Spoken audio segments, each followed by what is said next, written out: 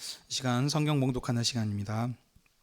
함께 보실 말씀은 마가복음 14장 26절에서 72절까지의 말씀입니다. 마가복음 14장 26절에서 72절까지의 말씀입니다.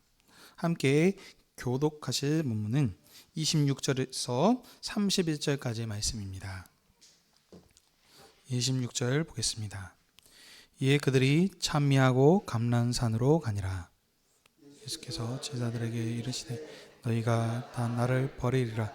이는 기록된 바 내가 목자를 치리니 양들이 흩어지지 아니하였음이니라.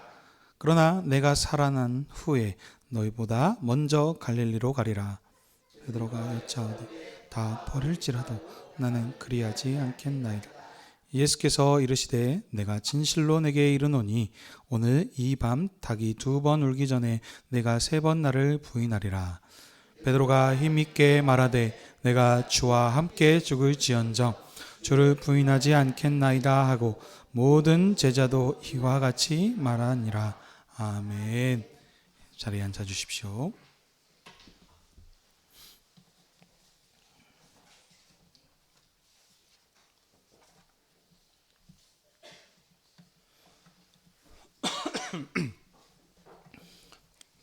기도하겠습니다.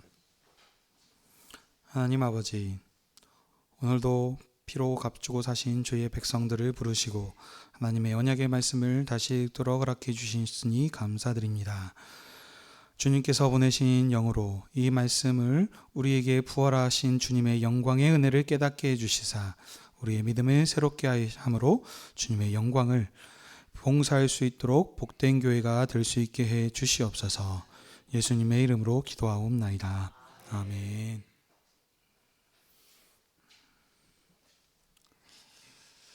오늘은 마가복음 14장 26절에서 72절의 말씀을 가지고 내가 목자를 치리니 라는 제목으로 함께 은혜를 나누기 원합니다. 마가복음은 예수님께서 때가 찬 하나님 나라 왕으로 오셨으며 고난을 받으셨으나 승리하시는 권세 있는 하나님의 아들이심을 증언합니다. 마가복음 초반에는 예수님께서 수많은 표적으로 자신이 하나님의 아들이심을 증거하셨고 후반부에는 인자의 고난과 승리를 말씀하시며 제자들에게 제자도를 가르치시며 제자들의 믿음을 굳건히 하셨습니다. 그리고 예수께서 성전의 철저한 파괴와 심판을 선언하셨고 인자의 오심의 징조를 가르치셨습니다. 나중에 성전이 멸망하거든 인자가 죽으시고 오실 일도 분명히 일어날 것이니 그때 미혹받지 말고 끝까지 견디고 승리하도록 깨어있으라 라고 하시면서 제자들의 믿음을 견고케 하셨습니다. 이제 14장부터는 예수님께서 말씀하신 대로 인자의 고난받으시는 일들이 시작이 됩니다. 대제사장들과 서기관들은 예수님을 잡아 죽이려고 방도를 구하기 시작하였고 12제자 중 유다가 배반하여서 그 일에 동참하였습니다. 그러나 한 여인은 예수님께 향유를 부음으로 앞으로 있을 예수님의 장례를 준비하는 이런 대조된 모습을 우리가 보았습니다. 지난 시간에는 예수님께서 잡히시기 전에 6월절 양 잡는 날 제자들과 함께 마지막 만찬을 하심으로 그들에게 피와 살을 주시면서 제자들의 배반을 아셨음에도 불구하고 새로운 유월절 양으로 자신의 살과 피를 주셨습니다. 이 일 후에 이제 오늘 본문과 연결이 됩니다. 이렇게 살과 피를 주심으로 유월절 새로운 양으로 새로운 언약으로 새롭게 하신 예수님께서 이제 체포되셔서 공회 앞에서 증언하시는 내용입니다. 예수님께서는 감람산으로 가시는 중에 제자들이 다 도망칠 것과 베드로가 3번 부인할 것을 말씀하셨습니다. 그리고 겟세마네 동산에 이르셔서 마지막 죽음의 전투를 앞두고 아버지께 나의 원대로가 아니라 아버지의 원대로 하옵소서 하고 기도하십니다. 이제 때가 되어서 12제자인 중에 하나인 유다가 공회에 무리를 데리고 예수님을 붙잡으러 왔고 예수님을 붙잡자 제자들이 예수님께서 말씀하신 대로 다 도망을 갔습니다. 예수님께서는 공회 앞에서 자신의 그리스도이심을 분명하게 증언하셨고 그 증언하셨을 때 예수님의 말씀대로 충성을 맹세했던 베드로가 예수님을 3번 부인하는 이런 흐름으로 되어 있습니다. 그래서 부인하는 예고가 처음과 그리고 마지막 그 말씀대로 이루어진 것이 끝에 이렇게 있고, 가운데는 예수님의 말씀하신 대로 제자들이 다 도망하는 이런 지금 흐름으로 되어 있습니다. 그래서 이제 좀 긴 내용이지만 오늘 본문을 이제 한 단락이기 때문에 이렇게 길게 잡았습니다. 이런 흐름에서 이제 오늘 본문의 말씀을 자세히 보도록 하겠습니다. 26절입니다. 예수님께서 유월절 밤에 제자들과 마지막 유월절을 만찬을 잡수시면서 새로운 하나님 나라 언약식을 제정을 하셨습니다. 구약의 유월절은 하나님께서 자기 백성을 애굽에서 해방하여서 하나님을 섬기게 하는 그런 축제일입니다. 새로운 언약 백성이 시작되는 그 시점인데요. 이와 같이 이제 예수님께서는 신약의 제자들을 함께 마지막 만찬을 하시면서 새로운 유월절 양으로, 새로운 유월절 언약으로 인자의 살과 피를 마시는 이런 일들을 제자들에게 하셨습니다. 그래서 제자들이 이 일을 하니 얼마나 감사하겠습니다. 그래서 찬미하면서 이제 감람산으로 갔습니다. 자, 27절에 이제 새로운 또 단락이 시작이 됐는데, 예수님께서는 구약을 인용하여서 제자들에게 너희가 다 나를 버릴 것이라 라고 말씀하십니다. 그 인용 구절은 스가랴서 13장 7절 말씀입니다. 제가 읽어드리도록 하겠습니다. 만군의 여호와가 말하노라. 칼아 깨어서 내 목자 내 짝된 자를 치리라. 목자를 치면 양이 흩어지려니와 작은 자들 위에는 내가 내 손을 들이우리라. 아멘. 스가랴서의 문맥은 여호와께서는 그의 짝된 목자를 거절하는 이스라엘을 심판하실 것을 말씀하셨습니다. 목자를 치면은 근데 양들이 흩어지게 되는데요. 예루살렘은 큰 환난을 당하여 이방 땅에 흩어질 것입니다. 그렇지만 작은 자들 위해서 내 손을 들이우리라 라고 하신 것처럼 하나님은 교만한 이방을 심판하셔서 남은 자기 백성을 구원하시고 열방은 하나님의 집으로 다시 모여들게 하실 것이며 하나님의 언약이 계속 이어져 가게 할 것을 이렇게 말씀하셨습니다. 자, 이 말씀을 예수님께서는 인용하시면서 자신을 여호와의 짝된 목자, 하나님의 아들, 종말의 인자로 증거하셨습니다. 이 목자이신 왕이 죽으면 그 나라의 백성들이 흐지부지 다 흩어지게 되는 것처럼 이제 예수님께서 고난을 받으시면 제자들은 주님을 떠날 것입니다. 왜냐하면 예수님께서 하나님 나라의 왕이신데 이 왕이 계속해서 예수님께서 말씀하신 대로 이제 죽으실 것이기 때문입니다. 그러나 거기에서 끝이 아닙니다. 예수님께서는 그 뒤에서 말씀하시죠. 다시 살아난 후에 제자들보다 먼저 갈릴리로 가시겠다 말씀하시면서 제자들의 배반에도 불구하고 제자들을 다시 먼저 찾아와 주실 것을 말씀하셨습니다. 이런 예수님의 말씀에 베드로가 얘기하죠. 다 주를 버릴지라도 나는 버리지 않겠습니다 라고 이렇게 충성을 맹세합니다. 이 충성맹세 너무나 중요하죠. 왜냐하면 마가복음은 전투서신이고 군대복음이기 때문입니다. 그래서 충성스럽게 따르는 자가 예수님의 제자입니다. 그래서 이 베드로는 이렇게 예수님께 충성맹세를 합니다. 그러지만 예수님께서는 베드로에게 충격적인 말씀을 하시죠. 오늘 밤 닭이 2번 울기 전에 나를 3번 부인하리라 말씀하셨습니다. 3번 부인한다는 것은 완전수, 완벽한 부인을 뜻합니다. 그래서 베드로가 예수님의 말씀을 이렇게 다시 한번 거듭해서 힘있게 대답을 합니다. 아닙니다. 내가 주와 함께 죽을지언정 나는 주를 부인하지 않겠습니다 하고 다시 한번 더 충성 맹세를 합니다. 근데 보시면 베드로만 한 것이 아닙니다.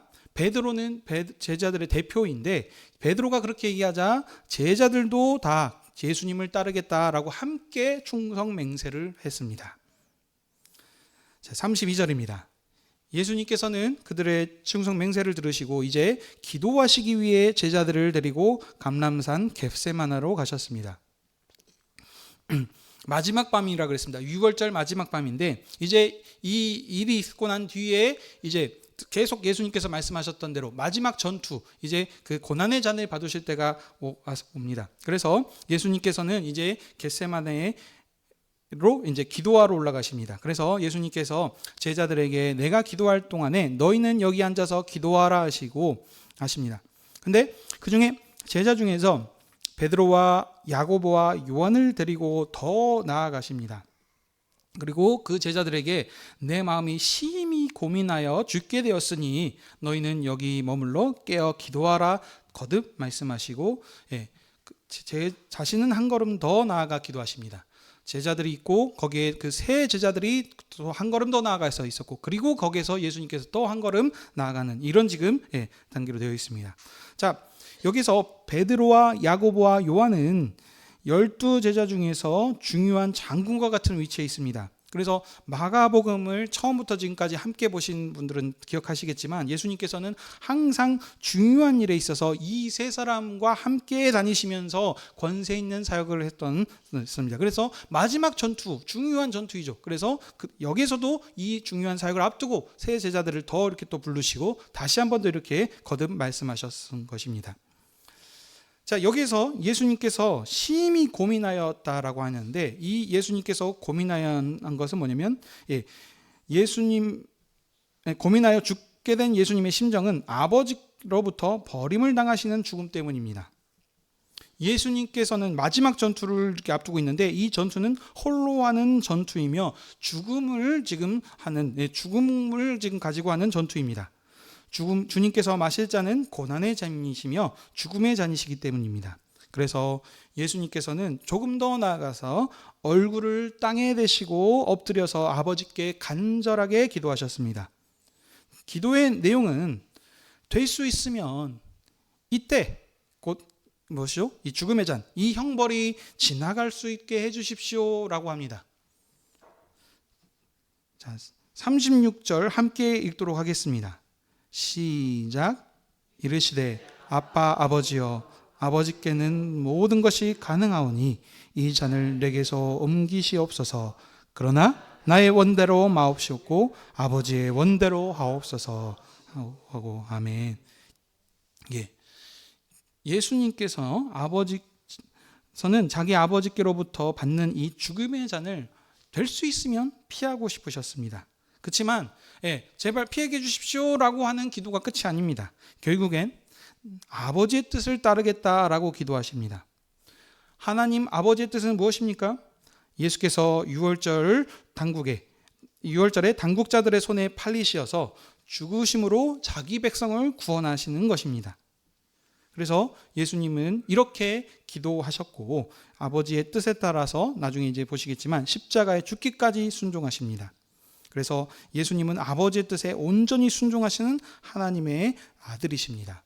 그래서 자, 이렇게 기도를 하시고 기도하고 예수님께서 돌아와 보니까 제자들이 잠이 들어 있었습니다.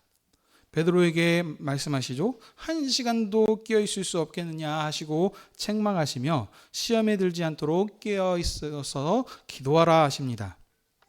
왜 그러냐면 지금 예수님께서 이때가 지나시면 죽음의 잔, 곧 이제 죽게 되시기 때문입니다. 그래서 아버지의 뜻을 위해서 죽음의 잔을 마시는 시대에 주님의 제자로서 깨어 있어야 이 죽음의 고난 중에서도 주님을 배반하지 않고 주님을 따를 수 있기 때문입니다. 자, 그렇게 다시 말씀하시고 예수님께서는 아버지께 나아가 동일한 말씀으로 기도를 하십니다. 그리고 다시 돌아와 보니까 또 역시 제자들이 자고 있습니다. 왜냐하면 너무 피곤했기 때문입니다. 마음이 원이로되 육신이 약하다 말도 같은 말씀입니다. 그래서 예수님께서 또 책망하시니까 제자들이 어떻게 대답해야 될지 모르죠. 어찌할 바를 알지 못했습니다. 지금 최후의 만찬을 하셨습니다. 저녁 밤이 늦은 밤이라는 것을 아셔야 됩니다.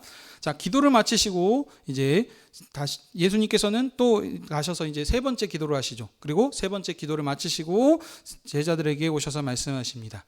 이제는 자고 쉬어라. 그만 되었다. 이제 때가 왔도다. 보라, 인자가 죄인의 손에 팔리리라. 일어나 함께 가자. 보라, 나를 파는 자가 가까이 왔느니라. 이렇게 얘기하십니다. 제자들이 깨어있지 못한 것은 제자들이 예수님께서 그동안 수없이 말씀하셨음에도 불구하고 주님의 이 뜻을 지금 알지 못하기 때문입니다. 그래서 왜냐하면 눈에 보이지 않죠. 아직 대적이 오지 않았기 때문입니다. 자, 예수님께서 이제 쉬어라, 때가 됐다라고 이렇게 말씀하실 때 12 제자 중에 하나인 유다가 공회 대제사장들과 서기관들과 장로들에게서 파송된 무리와 함께 왔습니다. 공회에서 파송된 무리들은 검과 뭉치를 가지고 왔습니다. 이것을 보면은 지금 어떤 목적으로 온지 우리가 알 수 있죠. 유다는 그리고 이 공회와 파송된 무리와 함께 군호를 짰습니다. 한마디로 미리 사인을 정해놨다는 것이죠. 이 미리 약속한 군호 사인은 유다가 가서 입을 맞추어서 인사하는 사람이 예수님이니 그를 잡아 끌고 가라라는 것이 지금 약속된 이 사인이었습니다. 그래서 약속된 군호대로 유다가 예수께 입 맞추어 인사하니까 그들이 예수님을 잡으려고 합니다. 그때 곁에 서 있는 사람 중 한 사람이 칼을 빼서 대제사장의 종을 쳤습니다. 이 종을 쳤다 하는 부분에서는 간략하게만 좀 비교해 보면 요한복음에서는 그 사랑의 복음입니다. 그래서 예수님의 가장 사랑하는 자, 가장 앞선 자가 베드로였습니다. 그래서 항상 베드로가 항상 주님을 제가 사랑합니다라고 고백하면서 일들을 했기 때문에 여기서는 베드로가 칼을 빼서 쳤다라고 언급을 합니다. 요한복음에서는. 그렇지만 여기 이 군대복음이고 전투서신인 마가복음에서는 누구라고 언급을 하지 않습니다. 그러니까 지금 강조점과 지금 말하고자 하는 것이 지금 같은 내용에서도 지금 틀린 것을 우리가 볼 수 있죠. 마가복음에서 전투서신인 마가복음은 한밤중에 일어난 일이기 때문에 누가 누군지를 알 수가 없습니다. 그러니까 예수님의 체포 장면이 이 마지막 전투가 얼마나 긴박하고 혼란스러운 상황이었는지 격렬한 전투가 있었는지를 지금 초점을 맞춰서 강조하고 있다는 것을 우리가 볼 수 있습니다. 자, 그러나 예수님께서는 대항하지 않으시고 자신을 잡으러 온 무리들에게 말씀하십니다. 48절입니다. 함께 읽도록 하겠습니다. 시작. 너희가 말씀하시기에 너희가 강도를 잡는 것 같이 검과 몽치를 가지고 나를 잡으러 왔느냐. 아멘. 이렇게 하죠. 그 다음에 내가 날마다 너희와 함께 성전에 있으면서 가르쳤으되 너희가 나를 잡지 아니하였도다. 그러나 이는 성경을 이루려 함이라. 이렇게 얘기하십니다. 예수님께서는 지금 날마다 성전에 가셔서 가르치셨습니다. 그래서 3번 성전에 입성하셔서 그들에게 말씀으로 이렇게 말씀하시면서 심판을 멸망할 것을 말씀하셨죠. 그럼에도 불구하고 당국자들이 예수님을 잡지 않았습니다.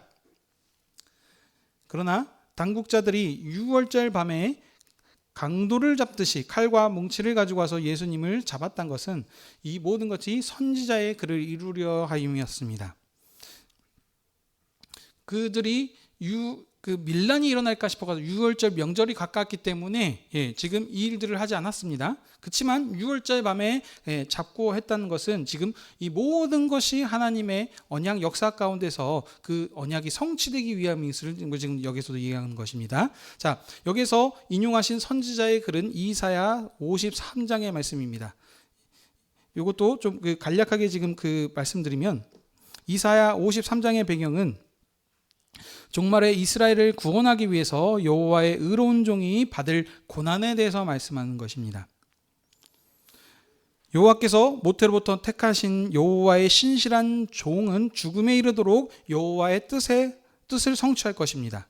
그 왕은 위엄도 권위도 없으시면서 세상에 멸시와 천시를 받아 버림받아서 아무도 귀하게 여길 자가 없습니다. 그래서 그는 죄인처럼 멸시와 조롱을 받으시고 악인과 함께 죽으실 것입니다.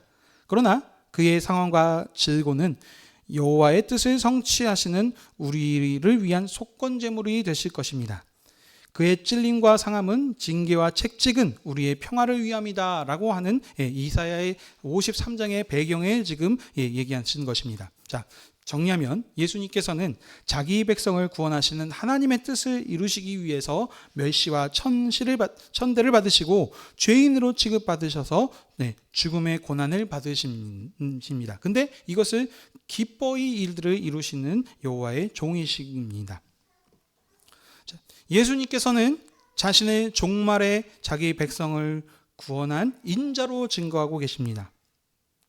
그래서 지금 설교의 제목과 같이 목자를 치면 치실 것입니다. 근데 그 인용한 말씀대로 목자를 치면 양들이 흩어지게 되는 것처럼 예수님께서 말씀하신 대로 예수님께서 잡히시게 되니까 그 제자들이 그 왕을 다 버려두고 전부 다 도망가였습니다. 51절에 보게 되면 한 청년이 나옵니다. 예수님을 따라가다 붙잡힘에 벗은 몸으로 도망갔다라고 이렇게 얘기를 하고 있습니다. 여기 굳이 이 부분을 이렇게 기록했던 것을 보면은 여기도 강조점이 있을 것인데, 여기에서 이제 학자들은 말하기를 이 한 청년을 마가복음을 기록한 마가라고도 이렇게 해석을 하기도 합니다. 그러니까 얼마만큼 지금 부끄럽게 그 일들을 지금 도망갔는지를 우리가 좀 강조하는 것을 볼 수 있습니다. 공회 앞에 53절입니다. 공회에서 파송된 무리가 예수님을 끌고 밤중에 대제사장에게로 갔습니다. 그러자 대제사장들과 장로들과 서기관들을 급히 다 불러 모읍니다. 자, 이들이 지금 공회입니다. 공회는 이제 공무원 같은 것이기 때문에 공무는 낮에 하는 것인데 지금 밤에 예수님을 잡아서 지금 재판에 세웠습니다. 그래서 이것은 어떻게 보면은 지금 공식적인 재판이 아니고 불법의 재판인 것입니다. 근데 그럼에도 지금 불구하고 이렇게 밤중에 지금 급히 그들을 불러 모은 것은 지금 이 공회가 예수님을 죽이려는 당국자들이 의지가 얼마나 확고한지를 지금 보여줍니다. 대제사장들과 온 공회는 어떻게 하면 예수님을 죽이려고 그를 칠 것인지 증거를 찾고 있습니다. 이때 베드로가 멀찍이 예수님을 따라 제사장의 집들 안까지 들어갔습니다. 도망갔었는데 아무래도 예수님이 했었던 그 충성 맹세가 생각이 났었겠죠. 그래서 지금 같이 다시 돌아와서 따라간 것을 볼 수 있습니다. 대제사장과 공회가 예수님을 죽일 증거를 찾지만 얻지 못합니다. 많은 증거들이 있었지만 그 증거가 모두 거짓이어서 서로 일치하지가 않습니다.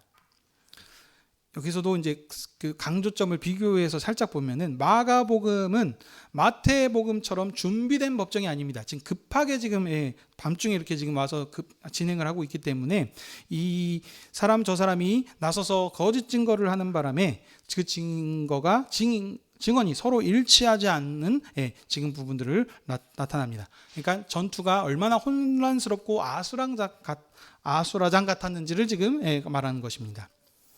어떤 사람이 말하기를 이 사람이 손으로 지은 이 성전을 헐고 손으로 짓지 않은 다른 성전을 사흘 동안 지으리라 하던 자라 이렇게 합니다. 그렇지만 그 증언조차도 서로 일치하지 않았습니다. 공회가 밤새 많은 거짓 증인을 세워서 예수님을 칠 증거를 찾았지만 더 이상의 증거를 찾지 못합니다. 자, 그래서 이제 50절이죠. 60절이죠. 대제사장이 예수께 어찌 아무 대답도 없냐고 물러서 이제 예수님은 그렇지만 아무런 대답도 하지 않으십니다.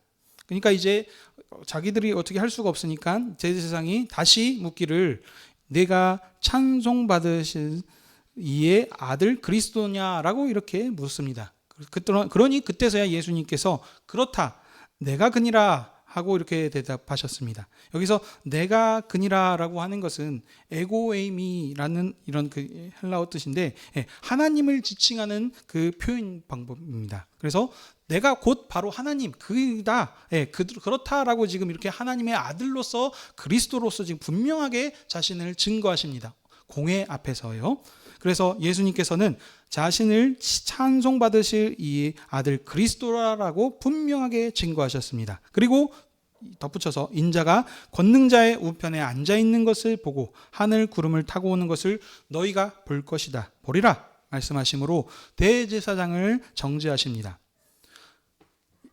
하늘의 구름을 타고 오리라라고 하는 것은 재림을 지금 얘기하시죠. 근데 이 인자의 때 일어날 일을 지금 예수님께서 이미 제자들에게 말씀하셨습니다. 그때 인자의 오심은 믿는 자들에게는 구원이지만 믿지 않는 자들에게는 심판이기 때문입니다. 그래서 그들에게는 지금 대제사장을 정죄하는 문맥이 되겠습니다. 예수님께서는 자신이 내가 그니라 라고 말씀하시면서 종말의 심판자로서 말씀하십니다. 그러자 대제사장이 자기 옷을 찢으며 이는 신성모독이다 하면서 예수님을 신성모독죄로 정죄하였습니다. 그리고 무리도 덩달아 예수님을 죽여야 한다라고 정죄하였고 예수님을 조롱하였습니다. 그리고 마지막 66절 말씀을 보게 되면 이제 베드로가 지금 예수님을 따라서 지금 대제사장의 집 안뜰까지 들어온 것을 볼 수 있습니다. 베드로가 멀찍이 예수님을 따라갔지만 예수님이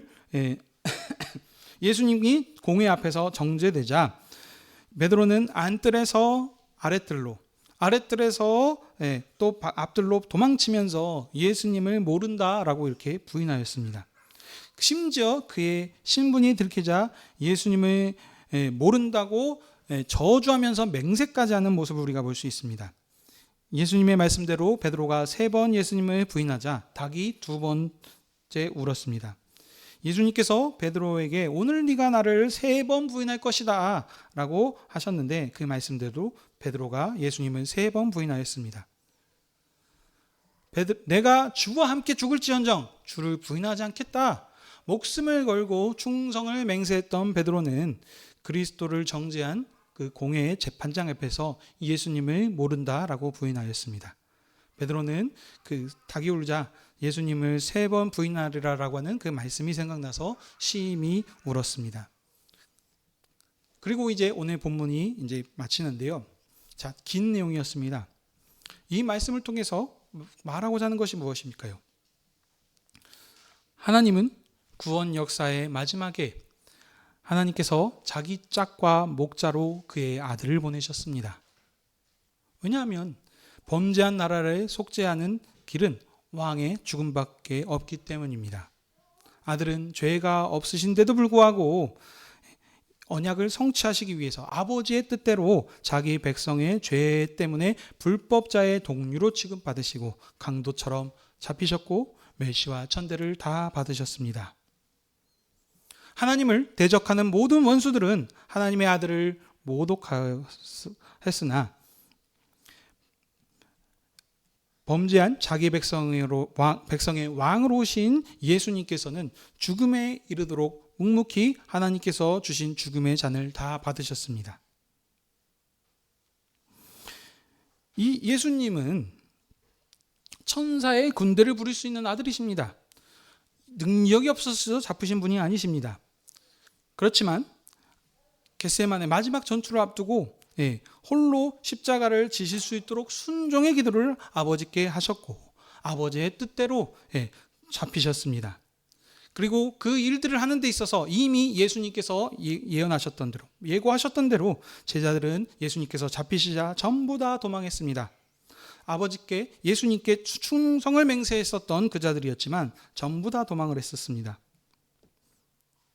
하지만 예수님께서 예수님의 기도와 순종을 보지 못한 자들은 예수님께서 잡히시고 죽으실 때 함께하지 못하고 다 도망했습니다. 그러나 하나님께서는 예수님께서 죽음으로 통하여서 자기 백성을 구원하시는 그 하나님의 모든 뜻을 다 이루셨습니다. 예수님은 자기 때인 6월절에 죽임을 당하셨습니다. 그리스도의 죽으심은 자기 백성을 죄에서 구원하시고 복종하시는 백성으로 지으시는 하나님의 뜻이십니다. 이 일을 예수님께서는 모든 자기 힘으로써 이들을 다 이루신 것입니다. 이 말씀을 제자들한테 먼저 적용을 합니다.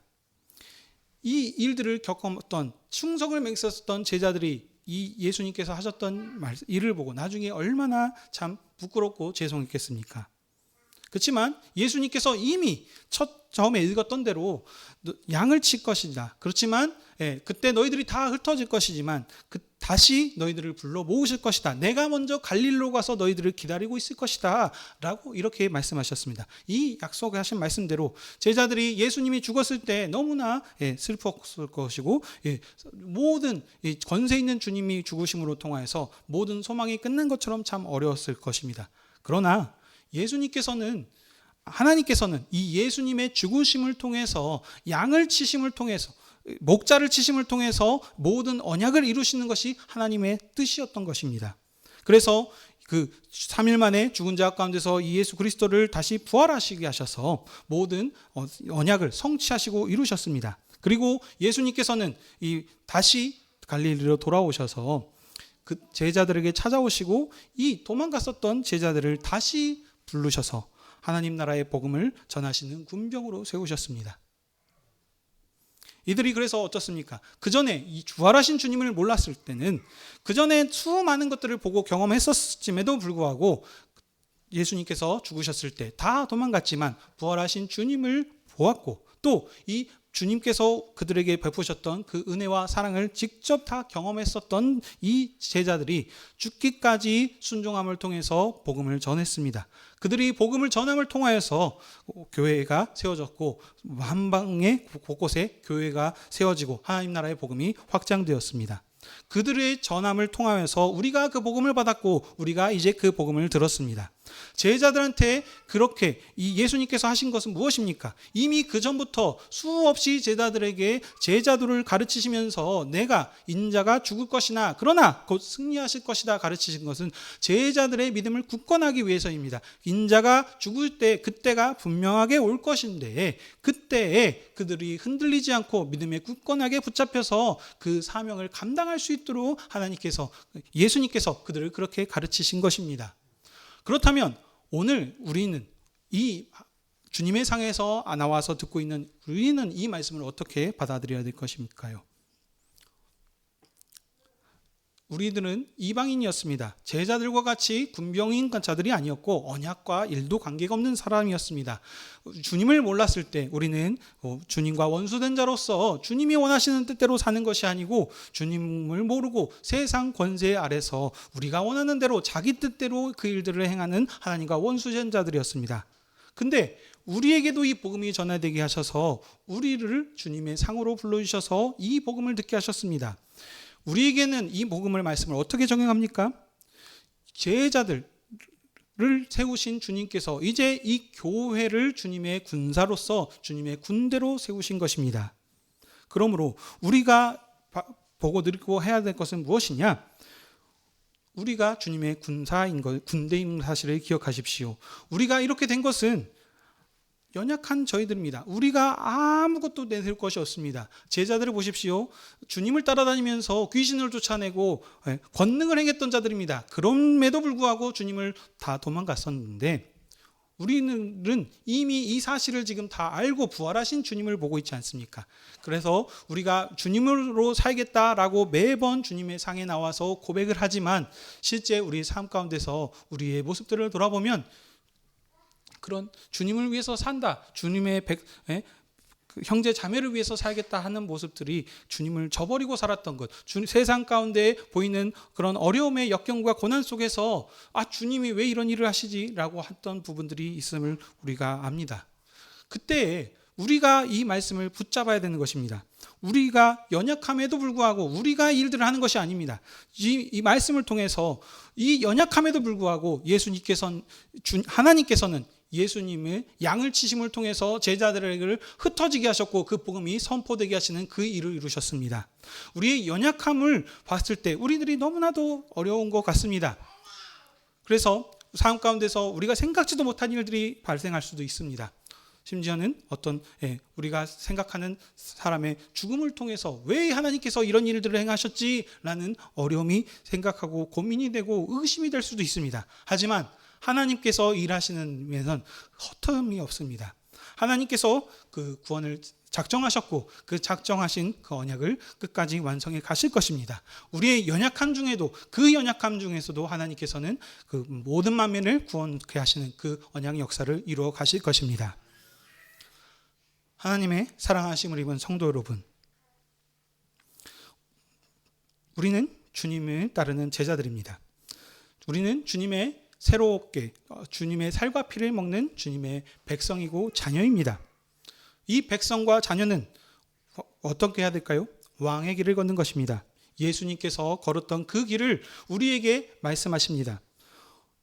우리가 걸어가야 될 것은 무엇입니까? 이제는 교회는 철과 육에 속한 것이 아니고 하늘에 속한 자들입니다. 그러므로 우리가 싸우는 것은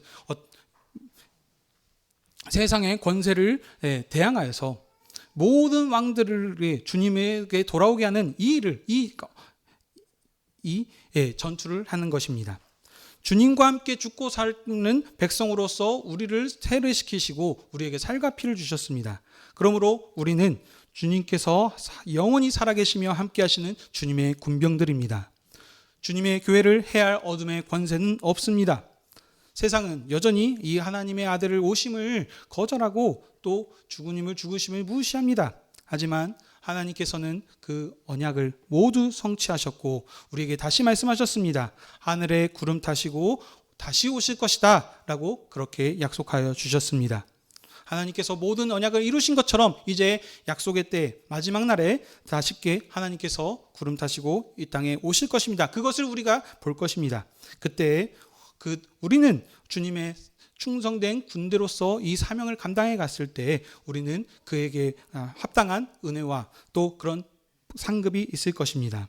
그러므로 우리가 세상이 어쩌었던 간에 이 주님이 우리에게 왕이시고 우리의 머리 되신다는 사실을 기억하셔서 우리가 주님의 사이에서 먹고 마실 때마다 주님께서 주신 그 은혜를 다시 한번 기억하시고 주님의 사랑을 기억하십시다. 주님께서 언약의 신실하심을 믿고 날마다 왕 되신 주님을 따라서 이기는 삶을 사시는 부활의 증인들이 되시길 주님의 이름으로 축복합니다. 아멘. 기도하겠습니다. 아버지 하나님, 죽음의 권세가 왕처럼 활동하는 이 악한 세대 가운데서 우리를 찾아와 주셔서 우리에게 주님을 알게 하여 주시고 주님의 능력 있는 군대로 불러주심에 감사를 드립니다. 이 권세 있는 주님께서 우리의 머리 되시고 우리와 함께 하신다라고 하는 신실한 약속이 우리에게도 있음에도 불구하고 우리는 이것을 믿지 못하고 이것을 증거하지 못하고 세상의 두려움을 보고 떨 때가 너무나 많았음을 고백합니다. 주님, 우리의 이 연약한 모습들을 주님 용서하여 주시옵고 다시 한번 우리의 믿음을 일깨워 주시고 우리가 무릎을 꿇을 때마다 주님께 죽으시고 부활하신 것을 다시 한번 기억함으로 날마다 주 부활의 능력 있는 백성으로 살 수 있도록 주여 저희와 함께하여 주시고 우리에게 인도하여 주시옵소서. 감사드리며 이 모든 말씀 예수님의 이름으로 기도하옵나이다. 아멘.